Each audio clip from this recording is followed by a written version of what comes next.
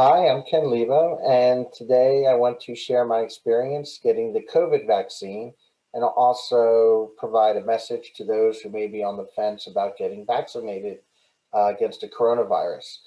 Uh, Towards the end of March, I made an appointment to get the Pfizer vaccine, shot number one. It was a pretty quick process, 30 minutes in total. After I scheduled the appointment and drove down to an abandoned or bankrupt Kmart where they used that building to handle the vaccination process. I checked in about an hour earlier than my appointment, but they just said, "Yeah, go ahead in, no problem, as long as you have an appointment." So they let me check in. They checked for fever. Make sure don't have a fever when you first walk in. Filled out a couple forms. Got the injection at another table. They put a Band-Aid on. Then I went to another table where you checked out. Basically, they give you your COVID vaccination card. Then they send you to another space in the Kmart where you sit down and wait about 15 minutes and make sure you don't have any adverse effects, and then you're on your way.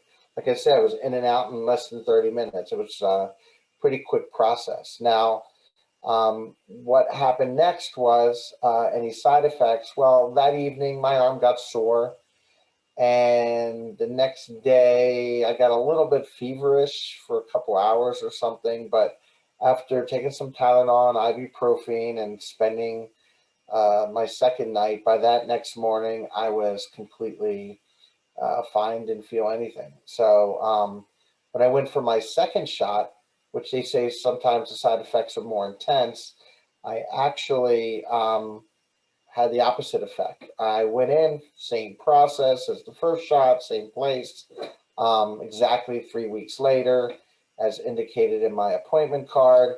Um, and that evening, my arm did get sore and I felt a little fatigue, which could have been also attributed to other things because I had been traveling and doing some other things around. But in any case, took some Tylenol and ibuprofen. Then the next day, that was it. I didn't feel anything at all. I felt perfectly fine and healthy. And so it was basically a painless experience.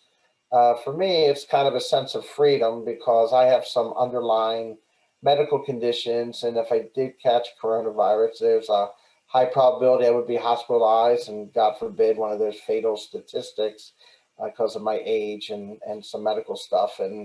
And so I kind of feel like I don't have to be isolated or afraid to get sick, though I still practice social distancing, wearing a mask, making sure I wash my hands and wipe things down with wipes and stuff to, just to be extra cautious.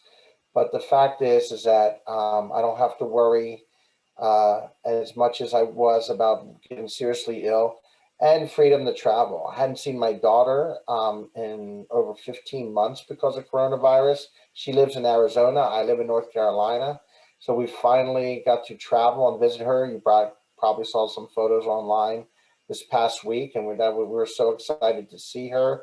And I'm hoping in the fall, as business travel opens up and there's some conferences, that I'll be able to travel. And the travel experience was fine, wearing a mask on an airplane. The airport experience seemed to be very similar, except with the mask and the social distancing and the airplane to give you wipes to wipe things down.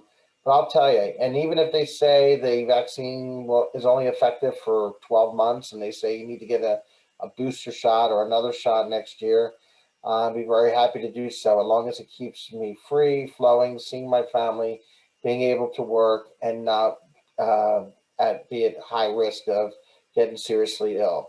So I hope those that are on the fence of whether to get vaccinated or not, this helps give you something to think about and making a very important decision. And I think that the more that we get vaccinated, we can then get some herd immunity like other vaccines have done with smallpox and malaria and other types of diseases that vaccines have been able to eradicate. Please feel free to reach out to me if you have any questions. Thank you.